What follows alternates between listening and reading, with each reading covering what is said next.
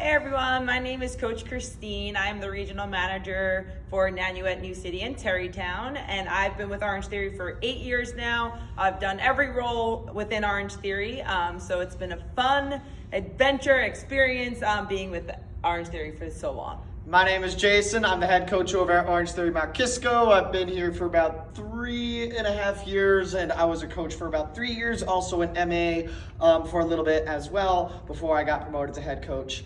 We're going to be going over something that you hear in every single class. Your coach will always say base, push, or all out. And they always give parameters or maybe how you should be feeling, but it can still be a little bit confusing. So today we're going to take a deep dive and break down meticulously every single effort and exactly what's going on.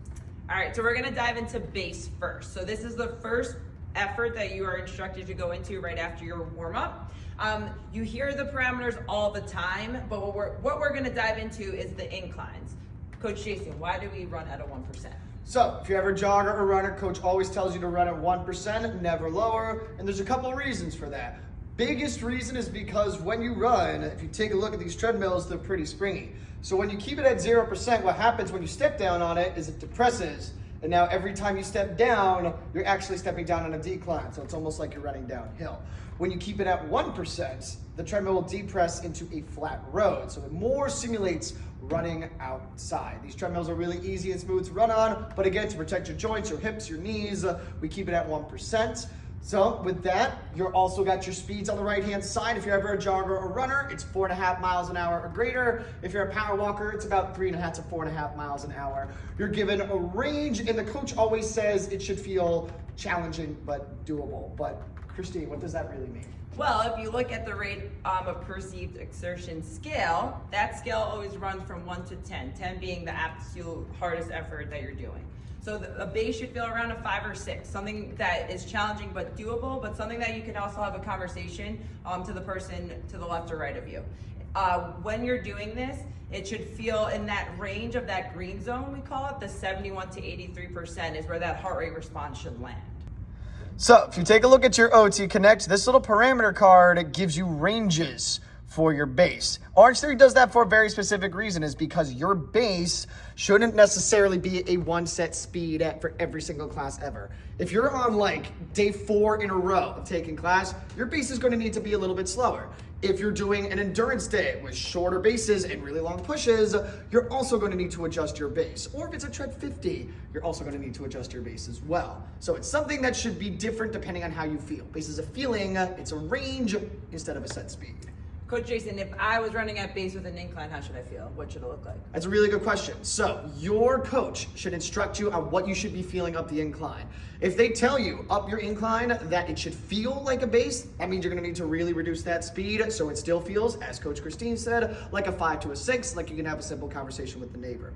On the other side of that, if they're telling you to hold your base speed and bring it up an incline, they're telling you to make it feel like a push. So they'll either use your speeds to get uncomfortable, or if they instruct you to keep a base feeling, they'll tell you to reduce your speed. So that'll be depending on the day, depending on the focus of the day, but your coach should instruct you what you should be doing and how you should be feeling, whether you're running on an incline or whether you're running on a flat road. So your base is always fluid? Always fluid. So, that being said about base, if you are someone who is dabbling with the idea of becoming a jogger or runner, a great way to transition is to jog around the pushes and then walk your bases. Just make sure if you're walking that base that is distinctly different from a walk in recovery. So if you walk it out at 1% on the incline and 3 miles an hour, maybe your base would be 3% on the incline and 3 miles an hour. Again, a great way to transition to be a jogger or runner. Just try to make sure your base feels and looks different than a walk in recovery. So whether you need to adjust your base or not for the day, remember it's something that you can hold for 20 to 30 minutes nonstop. And again, if you need slight little tweaks, that's okay. But if you're in the middle of an endurance day and you feel the urge to completely walk it out, before you get to that point of no return, always scale back on that base. If your coach is instructing for endurance, we're training to be strong for long. So again, adjust your base a little if you need.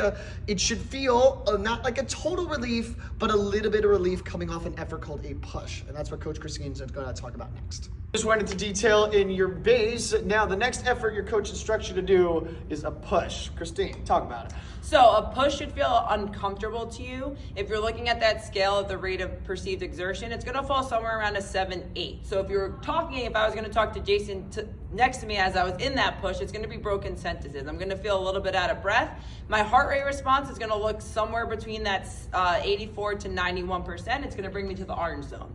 So Coach Jason, if I were in an endurance day for a push, what is that gonna look like versus if I was in a power day with pushes? So good question. Just like how we went over, depending on the day and how you're feeling that day, your base is different. It's the same for a push.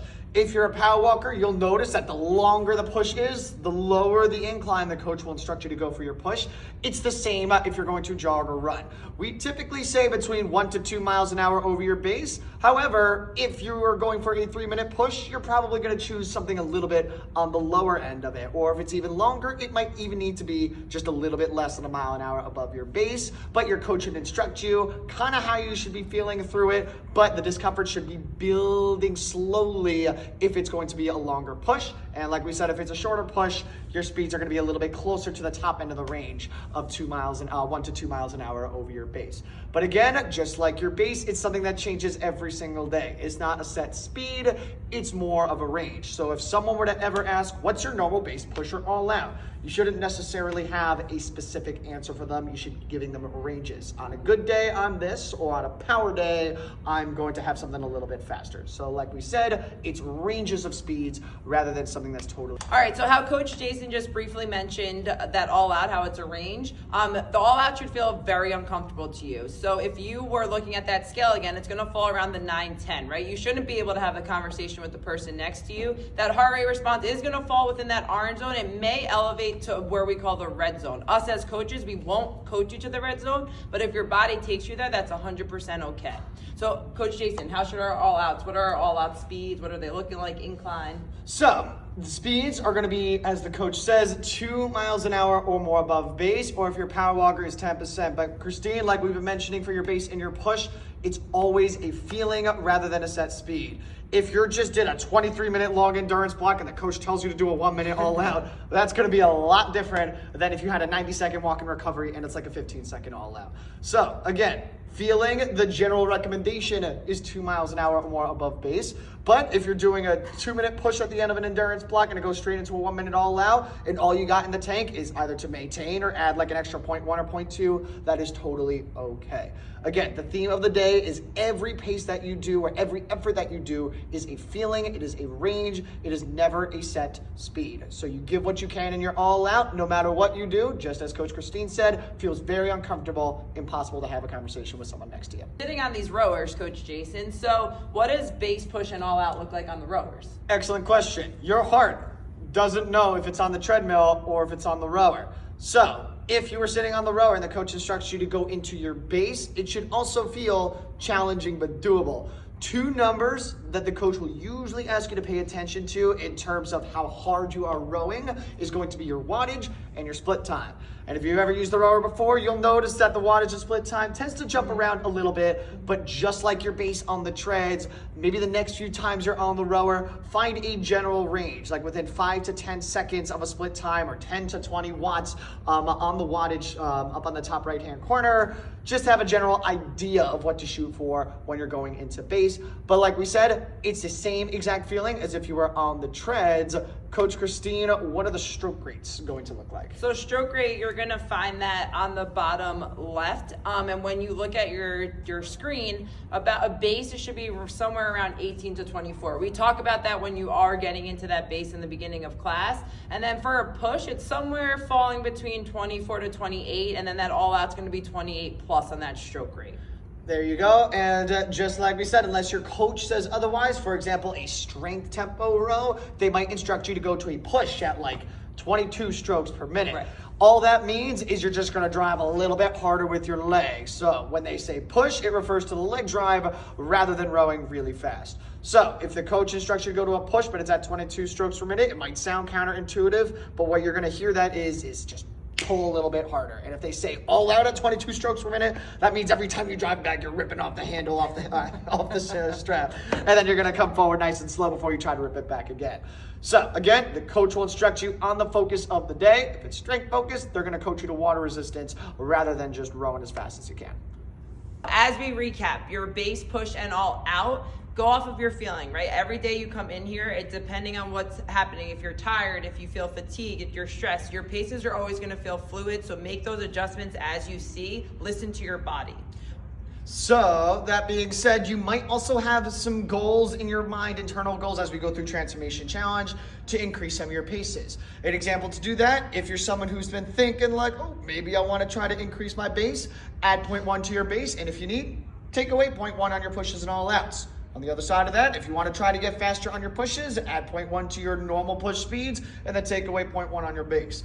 Those are just general examples. Feel free to ask any one of your coaches for feedback or help as well. They can also help you get to your speed goals and whatever you want to achieve. And I believe that is it for this information, Christine. Yeah, I think that's it. Yeah. Thank you for joining us, everybody. Have a good one. Happy Transformation Challenge.